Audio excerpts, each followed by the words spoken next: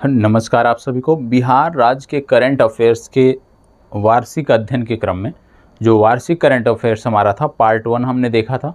और पार्ट 1 में विशेष रूप से बिहार राज्य के बजट, बिहार की आर्थिक समीक्षा और साथ ही साथ बिहार के कुछ अन्य महत्वपूर्ण तथ्यों को उसमें जगह दी गई थी। उसी प्रकार से आज जो आप ये सीरीज देखने वाले हैं, विशेष रूप से इस सीरीज में बिहार के कुछ प्रमुख व्यक्तियों के बारे में बात की जाएगी जो चर्चा में रहे हैं, चर्चित व्यक्ति। बिहार के कुछ प्रमुख चर्चित स्थानों के बारे में बात की जाएगी जो वर्ष 2021 से लेकर आज इस वर्ष के मार्च माह तक चर्चा में रहे हैं, क्योंकि यहाँ से प्रश्न बनते हैं और यहाँ से जीएस के भी प्रश्न इनसे जोड़कर बनाए जाते हैं। तो एक एक करके हम चीज़ों को देखने वाले हैं।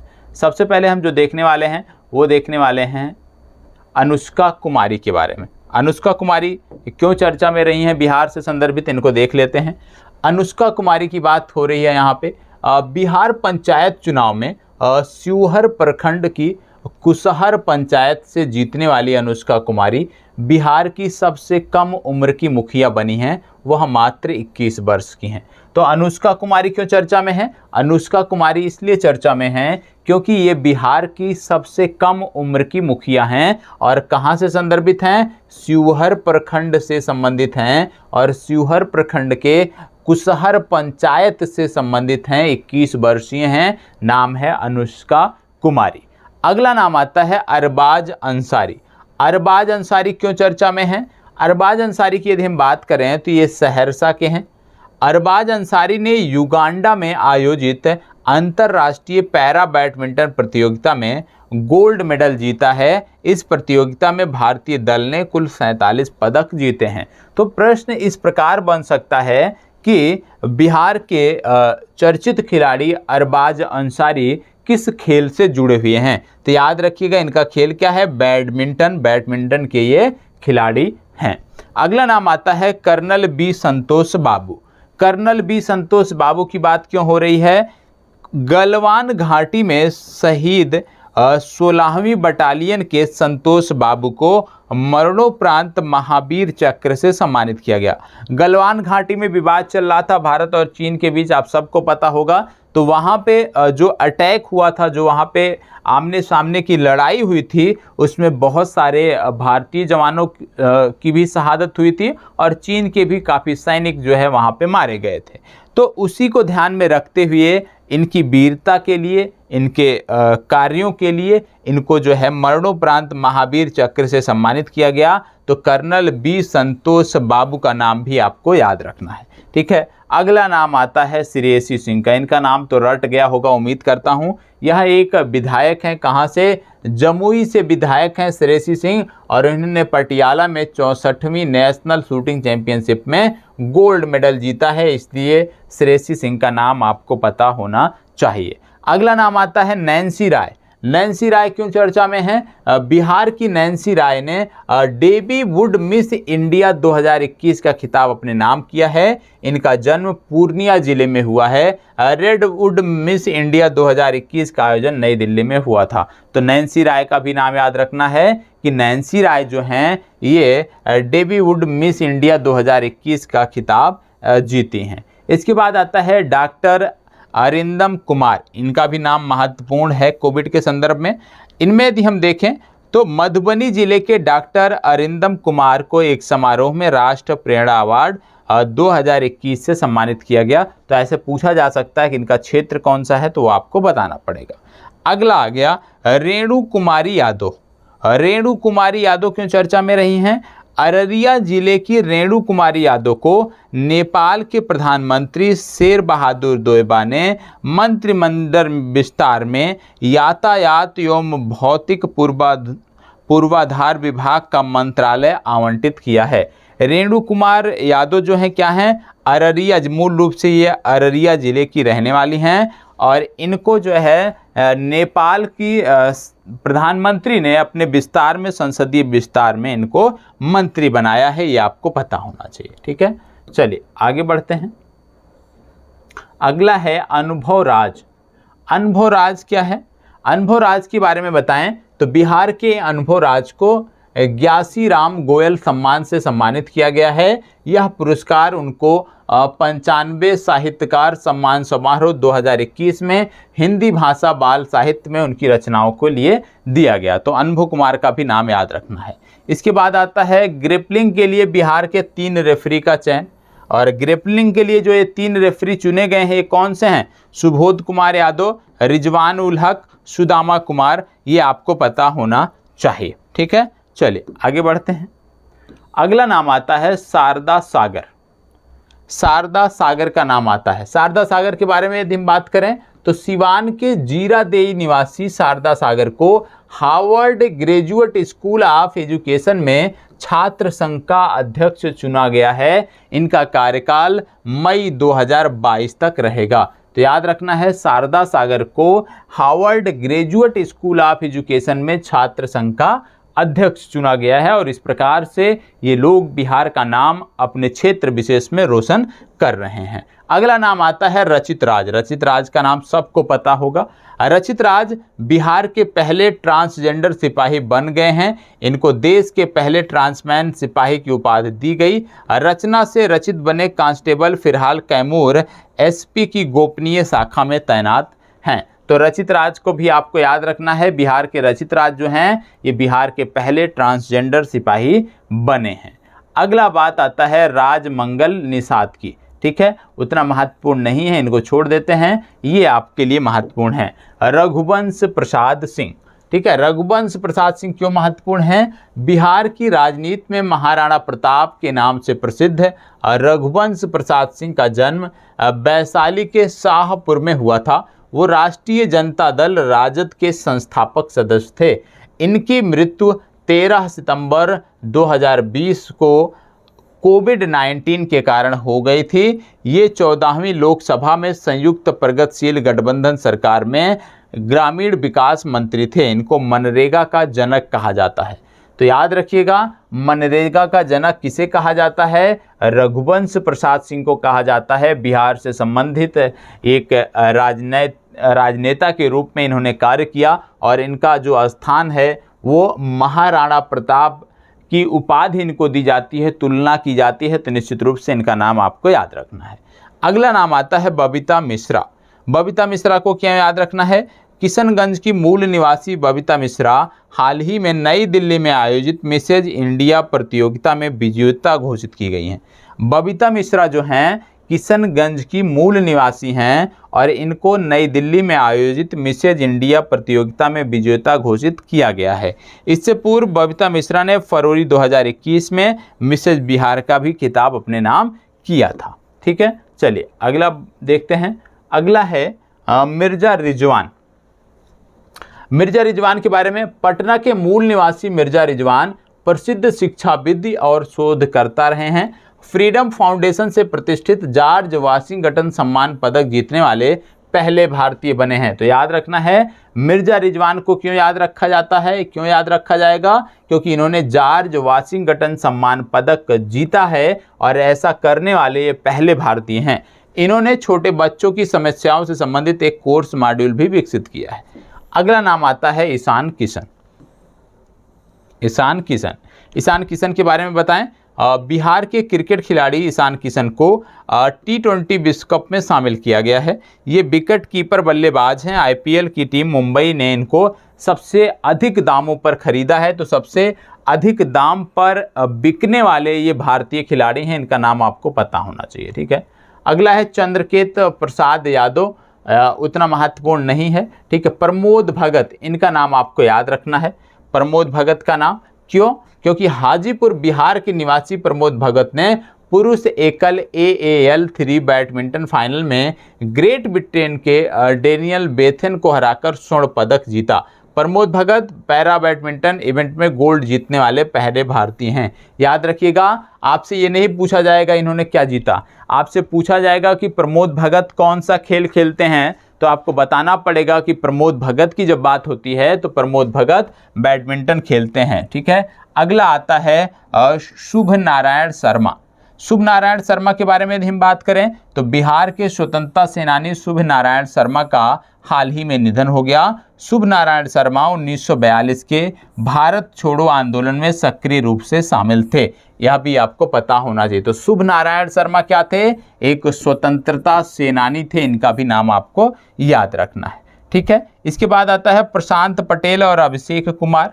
ठीक है। प्रशांत पटेल और अभिषेक कुमार को क्यों याद रखना है? गोवा में आयोजित राष्ट्रीय senior national kick boxing championship में बिहार के गोपालगंज जिले के प्रशांत पटेल और अभिषेक कुमार ने स्वर्ण पदक जीता है। तो आपसे यदि पूछ लिया जाए कि बिहार के कौन से खिलाड़ी हैं जो किक बॉक्सिंग में बेहतर कर रहे हैं या किक बॉक्सिंग से जुड़े हुए हैं, तो आपको याद रखना है प्रशांत पटेल और अभिषेक कुमार। मतलब प्रशांत पटेल और अभिषेक कुमार हैं जो कि किक बॉक्सिंग खेल से जुड़े हुए हैं। अगली नाम जो आता है वह है प्रदीप नरवाल। प्रदीप नरवाल की यदि हम बात करें तो प्रो कबड्डी लीग के सबसे महंगे खिलाड़ी बन गए हैं। प्रदीप नरवाल को प्रो कबड्डी लीग 2021 के 8वें सीजन की नीलामी में 1.64 करोड़ में खरीदा गया है। ठीक है। चलिए आगे बढ़ते हैं। इसके बाद आता है नाम अगला ममता देवी का। ममता देवी को क्यों बोला गया है, क्यों चर्चा में है? ममता देवी बिहार की राष्ट्रीय पैरा ओलंपिक खिलाड़ी हैं और इनको 5वीं बार राज्य खेल पुरस्कार से सम्मानित किया गया है।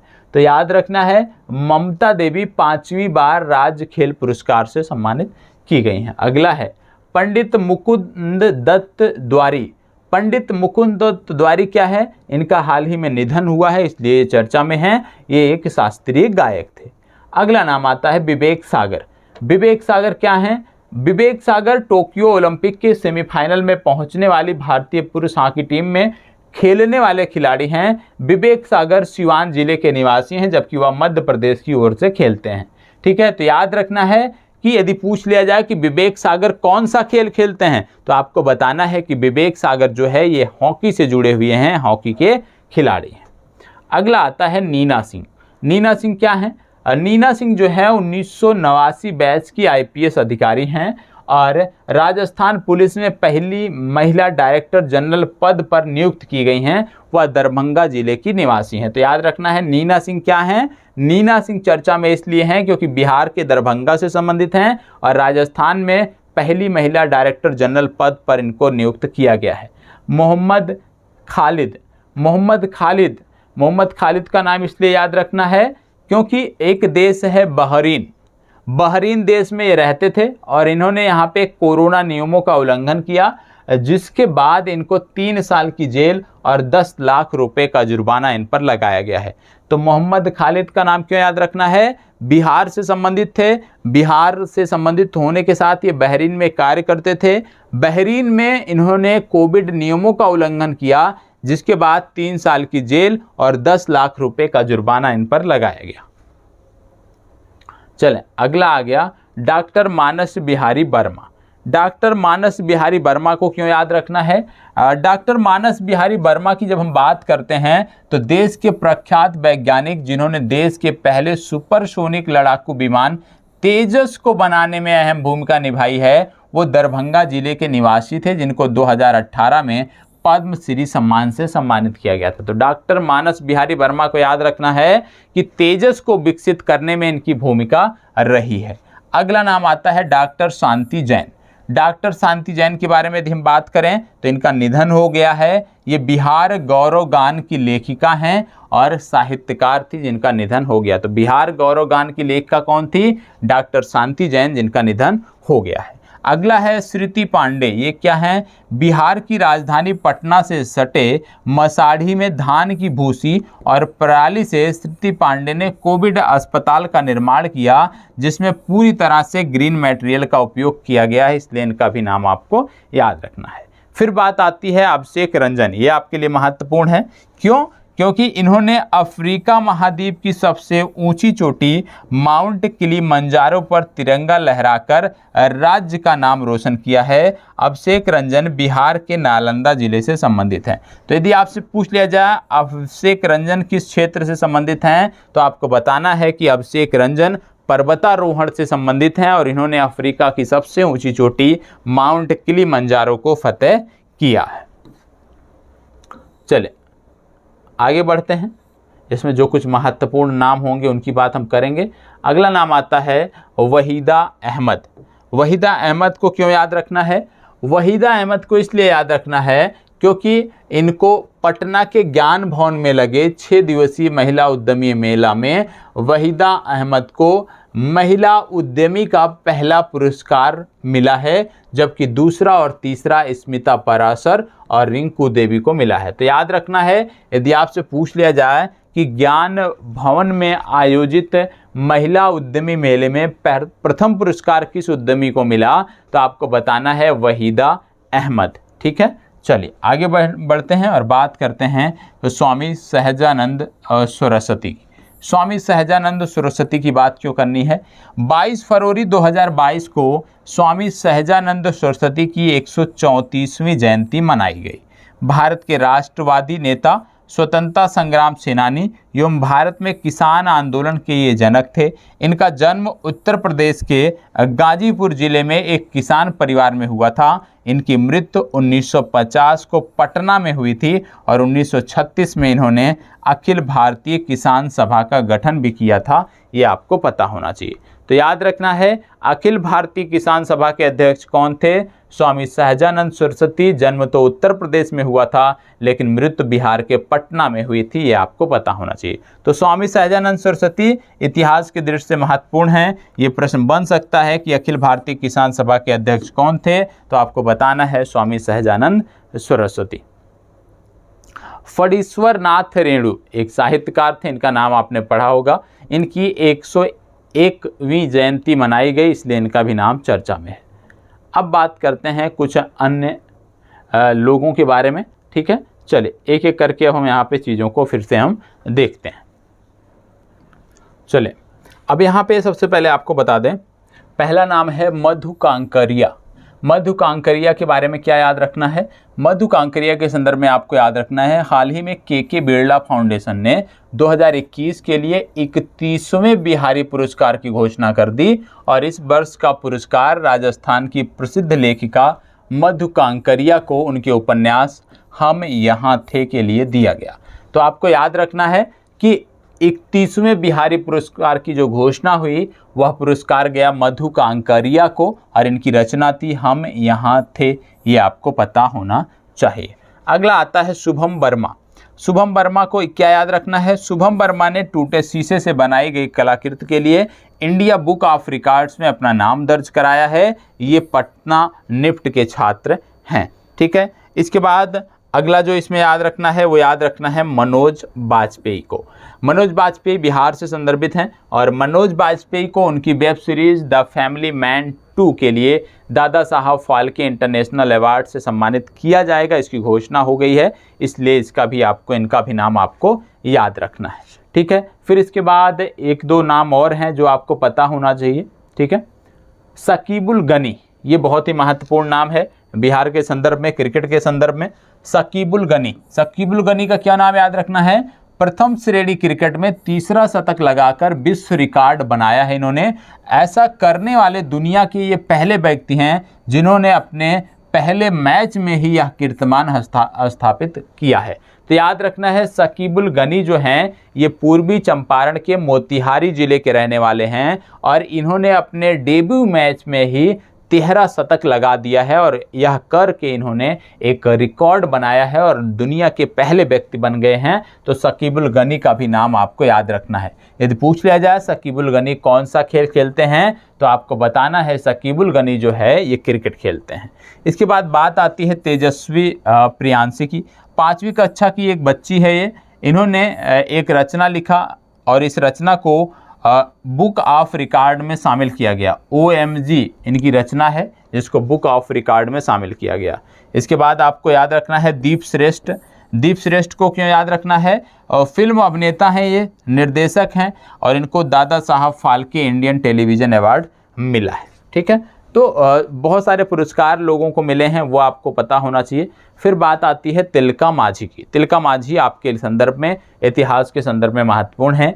11 फरवरी 2022 को स्वतंत्रता संग्राम सेनानी तिलका मांझी की 272वीं जयंती मनाई गई और इनको जबरा पहाड़िया के नाम से भी जाना जाता है। तो याद रखिएगा, तिलका माझी या जबरा पहाड़िया, इनकी 272वीं जयंती मनाई गई है। ठीक है, इसके बाद बात आता है लिली रे का। लिली रे एक साहित्यकार थी, महिला साहित्यकार थी, जिनका हाल ही में निधन हुआ है और इनकी प्रमुख जो पुस्तक थी वो थी मारीचका, और इसके लिए इनको साहित्य अकादमी पुरस्कार भी मिला हुआ था। अब बात आती है चर्चित स्थानों की। बिहार के जो चर्चित स्थान हैं उनके बारे में अब यहाँ पर हम बात करने वाले हैं। सबसे पहले चर्चित स्थानों की जब हम बात करते हैं तो आपको पता होगा कि शैक्षणिक पर्यटन के लिए बिहार के जो स्थान चुने गए हैं उनकी यहाँ पे बात हो रही है। ठीक है, थोड़ा सा इसको स्क्रीन पे छोटा कर देते हैं जिससे स्पष्ट आपको दिखाई दे। तो यहाँ पे शैक्षिक पर्यटन की दृष्टि से 5 स्थानों का चुनाव किया गया है।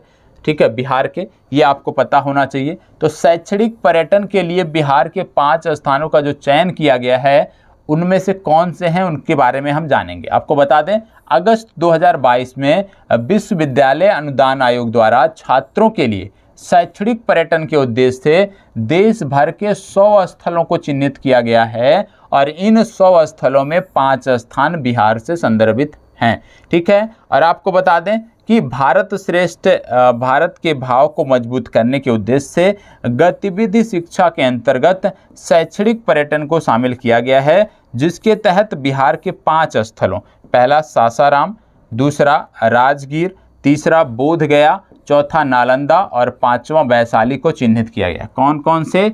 सासाराम, राजगीर, बोधगया, नालंदा और वैशाली, ये 5 स्थान चिन्हित किए गए हैं। ये आपको पांचों रटे होने चाहिए शैक्षणिक पर्यटन की दृष्टि से। ठीक है, पर्यटन स्थलों का विवरण इस प्रकार है। यदि हम बात करें नालंदा की तो आपको पता होगा नालंदा 5वीं और 6वीं शताब्दी में गुप्त साम्राज्य के संरक्षण के अधीन विकसित हुआ है। यह एक प्रसिद्ध महाविहार और बौद्ध का केंद्र था, ये आपको पता होना चाहिए। ये 5 स्थानों के बारे में बात हो रही है जो बिहार से संबंधित हैं। दूसरा बोधगया की जब बात करते हैं तो बोधगया में बोधि वृक्ष के नीचे भगवान बुद्ध को ज्ञान की प्राप्ति हुई थी। वैशाली की यदि हम बात करें तो वैशाली 6वीं शताब्दी ईसा पूर्व में एक विशाल एवं शक्तिशाली गणराज्य था, जहाँ लिच्छवी शासकों द्वारा बुद्ध के निवास के लिए महावन में कुटाग्रशाला का निर्माण कराया गया था। चौथा स्थान आता है राजगीर। राजगीर आप जानते हो बौद्ध धर्म के अष्ट महास्थलों में से एक महत्वपूर्ण स्थल है। अगला स्थान है सासाराम, और सासाराम रोहतास जिले में स्थित है, जहां पर निकट चंदन सहित से प्राप्त लघु शिलालेखों में मौर्य विजय की पुष्टि होती है। तो कहने का मतलब है जो शैक्षणिक पर्यटन के तहत 100 स्थानों का देश भर में चुनाव किया गया है, उनमें से 5 स्थान बिहार से हैं और ये 5 स्थान सासाराम, राजगीर, वैशाली, बोधगया और नालंदा हैं। ये आपको पता होना चाहिए। ठीक है, आगे बढ़ते हैं। अब बात आती है मधुबनी की। मधुबनी क्यों चर्चा में है? बिहार के मधुबनी जिले ने अपना लोगो जारी किया है। याद रखना है, बिहार के किस जिले ने अपना लोगो जारी किया है? बिहार के मधुबनी जिले ने अपना लोगो जारी किया है, जो मधुबनी पेंटिंग, मिथिलाक्षर और सूक्तिवाक से सजाया गया है। लोगों का सूक्तिवाक है ज्ञान वाणियो जीवति, जिसका अर्थ है ज्ञान ही सच्चे अर्थों में जीता है। फिर दूसरी बात आती है जमुई और बांका की। जमुई और बांका क्यों चर्चा में है? क्योंकि मुख्यमंत्री नीतीश कुमार ने जमुई और बांका में 100 मेगावाट के सौर ऊर्जा प्लांट स्थापित करने की घोषणा की है। बेगूसराय क्यों चर्चा में है? क्योंकि बेगूसराय के बरौनी में सॉफ्ट ड्रिंक की स्थापना की गई है। अगला है भोजपुर। भोजपुर क्यों चर्चा में है? भोजपुर में एथेनॉल फैक्ट्री की स्थापना होगी। यह जिला एशिया का सबसे बड़ा एथेनॉल उत्पादक बनेगा। मार्च 2022 तक यहाँ प्रतिदिन 4 लाख लीटर एथेनॉल का उत्पादन किया जाएगा। तो याद रखना है बिहार का वो है स्थान कौन सा है जो एशिया का सबसे बड़ा एथेनॉल उत्पादक बनेगा, वो स्थान है भोजपुर। ये आपको पता होना चाहिए। अगला है पश्चिमी चंपारण। पश्चिमी चंपारण क्यों चर्चा में है? पश्चिमी चंपारण चर्चा में इसलिए है क्योंकि यहाँ पे है वाल्मीकि टाइगर रिजर्व, वाल्मीकि राष्ट्रीय उद्यान, और इस वाल्मीकि राष्ट्रीय उद्यान में राज्य सरकार की जो है वो बैठक आयोजित हुई, मंत्रिमंडल की बैठक आयोजित हुई और इसके कारण ये चर्चा में है, ये आपको पता होना चाहिए। अगला है मुजफ्फरपुर। मुजफ्फरपुर क्यों चर्चा में है?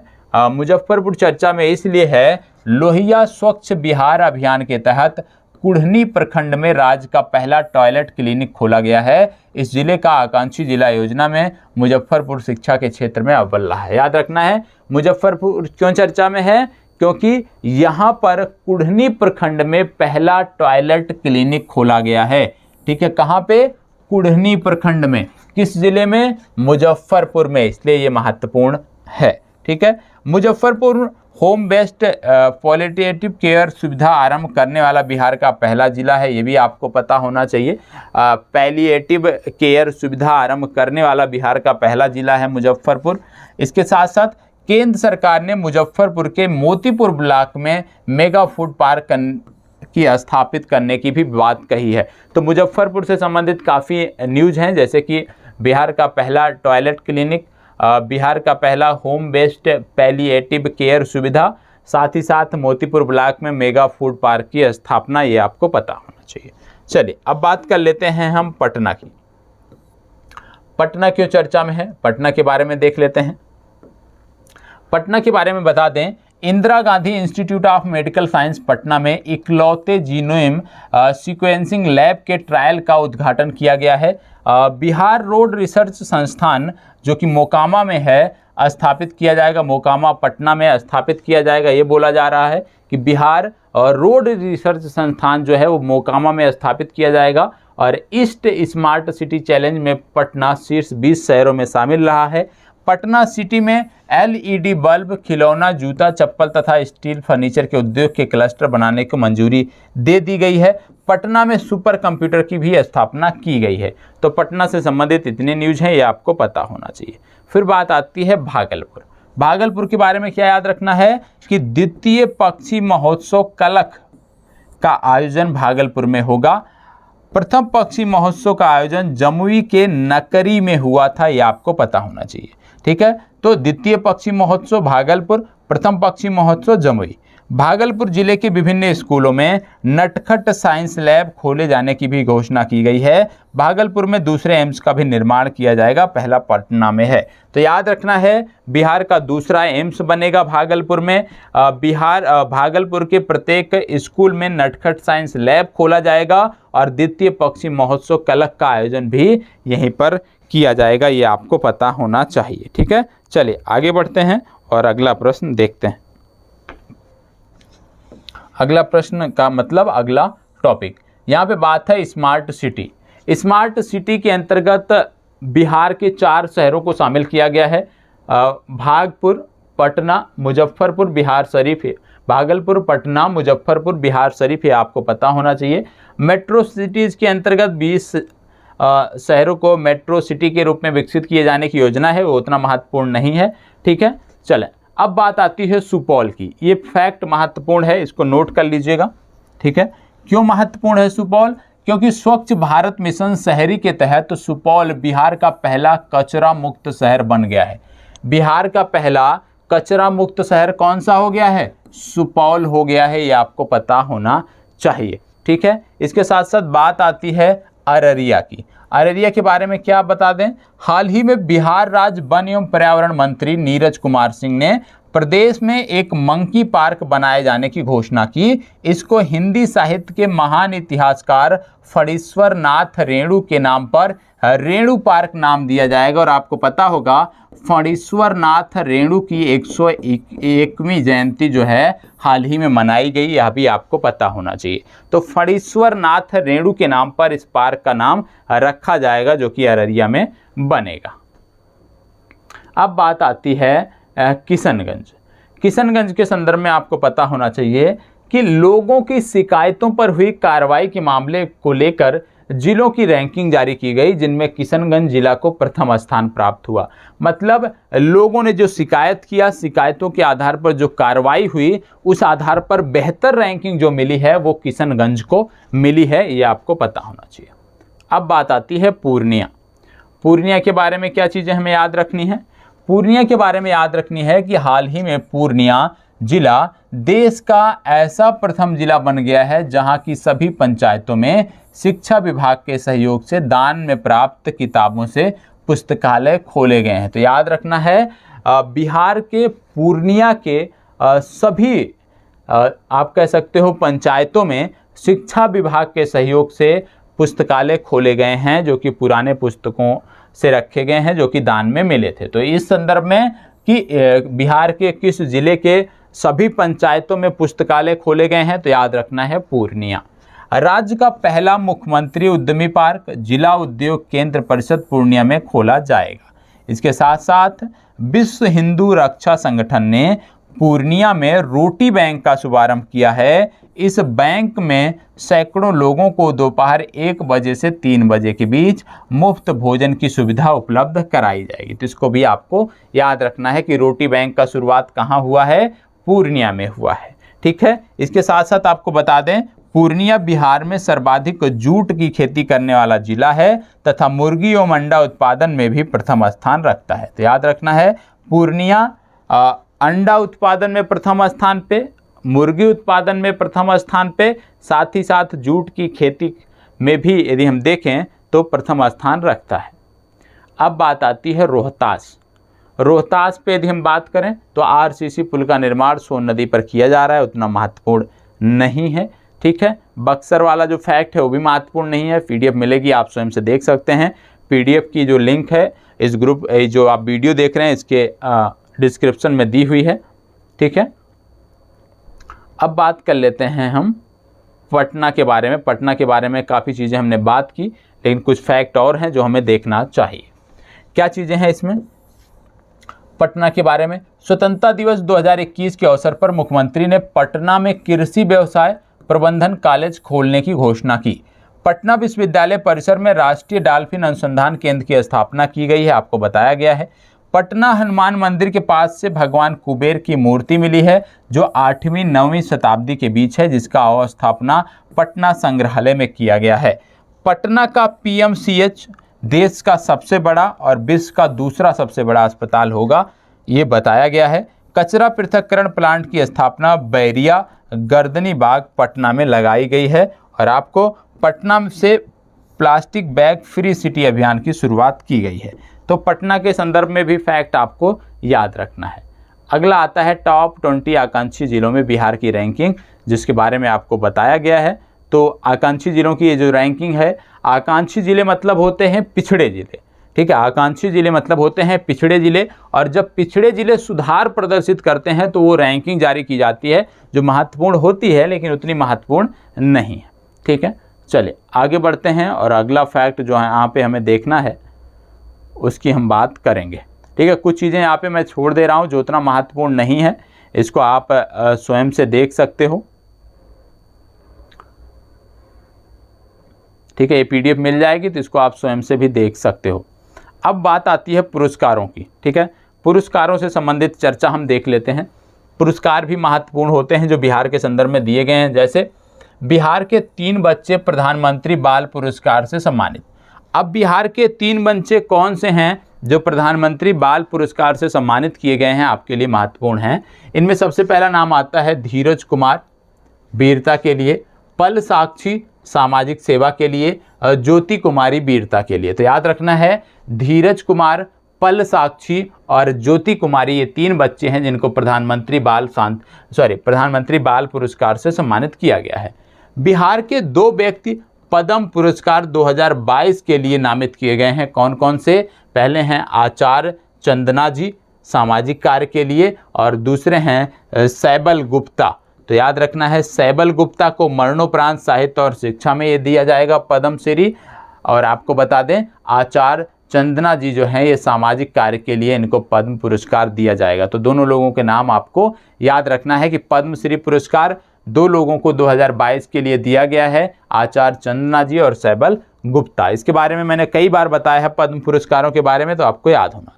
स्कोच पुरस्कार, स्कोच पुरस्कार में यदि देखें तो 75वीं स्कोच समिट के दौरान ई गवर्नेंस को बढ़ावा देने के लिए बिहार को प्रतिष्ठित स्कोच अवार्ड से नवाजा गया। साथ ही बिहार प्रशासनिक सुधार मिशन को गवर्नेंस गोल्ड अवार्ड से सम्मानित किया गया। तो यदि आपसे पूछ लिया जाए कि स्कॉच पुरस्कार किस राज्य को इस बार मिला, तो आपको बताना है 75वीं स्कोच समिट में बिहार को यह पुरस्कार मिला है। ठीक है, इसके बाद बात आता है मौलाना अबुल कलाम आज़ाद पुरस्कार। ये महत्वपूर्ण पुरस्कार है बिहार का, और आपको बता दें शिक्षा का सर्वश्रेष्ठ पुरस्कार है मौलाना अबुल कलाम आज़ाद पुरस्कार। 2021 के लिए मुख्यमंत्री नीतीश कुमार ने 11 नवंबर 2021 को शिक्षा दिवस के अवसर पर डॉक्टर शंकर नाथ झा को यह पुरस्कार प्रदान करने की सहमति दी है। याद रखना है, डॉक्टर शंकर नाथ झा के बारे में पिछले दिनों मैंने आपको बताया था करंट अफेयर्स में कि इन्होंने एक विशेष समुदाय मुसहर जाति के बच्चों के शिक्षा के उत्थान के लिए कार्य किया और इसके लिए इनको यह पुरस्कार मिला है। तो डॉक्टर शंकर नाथ झा को याद रखना है, ठीक है। फिर पद्म पुरस्कार 2021 की बात तो आती है, इसमें मैंने आपको बता ही दिया है, ठीक है। कन्फ्यूजन इसलिए था क्योंकि 2021 2022 के एक साथ दिए गए थे, इसको लेकर कन्फ्यूजन था और इसमें निश्चित रूप से आपकी जो समस्या रही होगी वो दूर हो गई होगी, जितने डिटेल में आपको 3 से 4 बार बताया गया है। अगला है 40वां भारतीय अंतर्राष्ट्रीय व्यापार मेला। आपको बता दें 24 राज्यों की प्रदर्शनी के बीच बिहार राज्य के पैवेलियन को स्वर्ण पदक इसमें मिला है, ठीक है। इंटरनेशनल ट्रेड फेयर जो कि प्रगति मैदान में होता है, तो बिहार राज्य की प्रदर्शनी को इसमें सर्वश्रेष्ठ प्रदर्शनी चुना गया और इसको गोल्ड मेडल दिया गया, ठीक है। पार्टनर स्टेट के तौर पर भी बिहार को स्वर्ण पदक मिला है। फोकस राज्य के तौर पर उत्तर प्रदेश और झारखंड को स्वर्ण पदक मिला है। तो कहने का मतलब है कि इंडियन ट्रेड फेस्टिवल जो अंतर्राष्ट्रीय व्यापार मेला जो था उसमें बिहार को 2 स्वर्ण मिले हैं, ठीक है। पहला स्वर्ण जो है वो पैवेलियन की दृष्टि से मिला, दूसरा पार्टनर स्टेट के तौर पर स्वर्ण मिला और इसके साथ साथ फोकस स्टेट के तौर पर उत्तर प्रदेश और झारखंड को स्वर्ण पदक मिला है, ठीक है। इसके साथ साथ आपको बता दें बिहार ने अपने पैवेलियन में 41 स्टॉल्स सजाए थे, जिनमें सुप्रसिद्ध लोक कलाकार पद्मश्री दुलारी देवी की मधुबनी पेंटिंग जीवंत प्रदर्शनी आकर्षण का केंद्र रही थी। तो मधुबनी पेंटिंग को इन्होंने प्रमुखता से दिखाया था और ये आकर्षण का केंद्र भी रहा था, ठीक है। तो याद रखना है अंतर्राष्ट्रीय व्यापार मेला जो कि प्रगति मैदान में आयोजित किया जाता है नई दिल्ली में और उसमें बिहार को 2 स्वर्ण पदक मिले हैं, ठीक है। इसके बाद आता है जैव विविधता पुरस्कार। जैव विविधता पुरस्कार में क्या चीज़ें आपको याद रखनी है? जैव विविधता पुरस्कार में आपको याद रखना है केंद्र सरकार ने विश्व गैंडा दिवस के उपलक्ष्य में वाल्मीकि टाइगर रिजर्व को जैव विविधता पुरस्कार से सम्मानित किया है। जानवरों की बढ़ रही संख्या और वन के दायरे में वृद्धि के कारण केंद्र सरकार ने वाल्मीकि टाइगर रिजर्व को जैव विविधता पुरस्कार से सम्मानित किया है। इस टाइगर रिजर्व में जंगली स्तनधारी टाइगर, भालू, तेंदुआ, हिरण, मृग की कई प्रजातियां और बाइसन और जंगली सुअर आदि मिलते हैं। तो याद रखना है जैव विविधता पुरस्कार जो है वो दिया गया विश्व गैंडा दिवस के उपलक्ष्य में और ये मिला है वाल्मीकि टाइगर रिजर्व को। वाल्मीकि टाइगर रिजर्व वाल्मीकि राष्ट्रीय उद्यान का ही हिस्सा है, जहां पर बिहार की पूर्व में बिहार की जो कैबिनेट की बैठक थी पहली बार आयोजित की गई थी, इसलिए इस संदर्भ में यह महत्वपूर्ण है। बिहार राज्य स्टेट चैंपियन अवार्ड, बिहार राज्य स्टेट चैंपियन अवार्ड, इसमें क्या है? हाल ही में पहलवान दीपक कुमार को कुश्ती में बिहार राज्य स्टेट चैंपियनशिप अवार्ड से सम्मानित किया गया। इन्होंने वर्ष 2016 में खगड़िया के दंगल से कैरियर की शुरुआत की थी। तो बिहार राज्य स्टेट चैंपियन अवार्ड किसको दिया गया? पहलवान दीपक कुमार को दिया गया और पहलवान दीपक कुमार कुश्ती के क्षेत्र में कार्य अच्छा कर रहे हैं, इसलिए इनको यह पुरस्कार मिला है। अगला है वैश्विक शिक्षक पुरस्कार। वैश्विक शिक्षक पुरस्कार किसको मिला है? भागलपुर निवासी गणित के शिक्षक सत्यम मिश्रा को वैश्विक शिक्षक पुरस्कार के लिए चुना गया है। 30 शिक्षकों में इनको शामिल किया गया है। वैश्विक शिक्षक पुरस्कार यूनेस्को के सहयोग से वर्की फाउंडेशन द्वारा दिया जाने वाला पुरस्कार है। मतलब अभी ये पुरस्कार मिला नहीं है, बल्कि कुल 30 लोग सिलेक्टेड किए गए हैं, 30 लोग चुने गए हैं और उन 30 लोगों में एक नाम इनका भी है, तो इसलिए आपको पता होना चाहिए। और यह इंटरनेशनल लेवल का पुरस्कार है, यूनेस्को के सहयोग से वर्की फाउंडेशन द्वारा दिया जाता है। तो याद रखना है कि भागलपुर के गणित के शिक्षक सत्यम मिश्र को भी इसमें जगह मिली है, जो 30 अध्यापकों की सूची बनाई गई है। और आपको बता दें यह पुरस्कार देता है यूनेस्को वर्की फाउंडेशन के सहयोग से। चलिए आगे बढ़ते हैं। इसके बाद आता है साराभाई मानद पुरस्कार। साराभाई मानद पुरस्कार 2021 की बात हो रही है। तो शिक्षक दिवस के अवसर पर सुपर 30 के संस्थापक और गणितज्ञ आनंद कुमार को साराभाई मानद पुरस्कार प्रदान किया गया। श्री कुमार को गणित सिखाना आसान बनाने एवं गरीब बच्चों को आईआईटी की प्रवेश परीक्षाओं में सफल बनाने के लिए राष्ट्रीय अध्यापक वैज्ञानिक परिषद ने यह मानद पुरस्कार दिया है। तो साराभाई मानद पुरस्कार किसको दिया गया? सुपर 30 के संस्थापक आनंद कुमार को। ठीक है, इसके बाद आता है राष्ट्रीय शिक्षक पुरस्कार 2021। राष्ट्रीय शिक्षक पुरस्कार 2021 में बिहार के 2 शिक्षकों को सम्मानित किया गया है। एक लोग का नाम है हरिदास शर्मा, जो कि रामगढ़ प्रखंड कैमूर जिला से संबंधित हैं। ठीक है, दूसरे का नाम है चंदना दत्त। तो याद रखना है, चंदना दत्त और हरिदास शर्मा ये 2 शिक्षक हैं बिहार के, जिनको राष्ट्रीय शिक्षक पुरस्कार 2021 में सम्मानित किया गया है, जगह मिली है। ठीक है, चलें आगे बढ़ते हैं। बिहार बीज निगम, अगला आता है बिहार बीज निगम को मिला ISO प्रमाण पत्र। बिहार बीज निगम की जब बात करते हैं तो हाल ही में भारत मानद ब्यूरो ने बिहार राज्य बीज निगम को 3 क्षेत्रों में ISO प्रमाण पत्र प्रदान किया है। बिहार राज्य बीज निगम देश का पहला सरकारी संस्थान बन गया है जिसके अंतर्राष्ट्रीय मानक के अनुरूप बीज उत्पादन, प्रबंधन और बीज की पारदर्शी प्रणाली भारतीय मानद ब्यूरो ने प्रमाण पत्र दे दिया है। तो याद रखना है कि बिहार बीज निगम जो है वो भारत का पहला सरकारी संस्थान बन गया है जिसके अंतर्राष्ट्रीय मानक के अनुरूप बीज उत्पादन, प्रबंधन और बीज की पारदर्शी प्रणाली पर भारतीय मानक ब्यूरो से प्रमाण पत्र प्राप्त कर लिया है। तो यह भी आपको पता होना चाहिए। अब थोड़ी सी और बची हुई है जानकारी जिसकी चर्चा कल की कक्षा में की जाएगी। ठीक है, तो इस पीडीएफ आपको मिल जाएगी। पीडीएफ एक बार अवश्य पढ़ लीजिएगा, चीज़ों को अंडरलाइन कर लीजिएगा। ठीक है, अंडरलाइन करने का मतलब, क्योंकि पीडीएफ में तो अंडरलाइन कर नहीं सकते, लेकिन हाँ बहुत सारे ऐप होते हैं जिनके माध्यम से उस पीडीएफ पर आप हाइलाइटर या अन्य चीज़ों के माध्यम से मार्क कर सकते हैं, तो अवश्य कर लीजिएगा। इनमें कम से कम आपके 10 से 15 महत्वपूर्ण फैक्ट हैं इस पूरे 40 मिनट की वीडियो में, तो 10 से 15 जो महत्वपूर्ण फैक्ट हैं वो आपको पता होने चाहिए। ठीक है, चलिए धन्यवाद, बहुत बहुत आभार।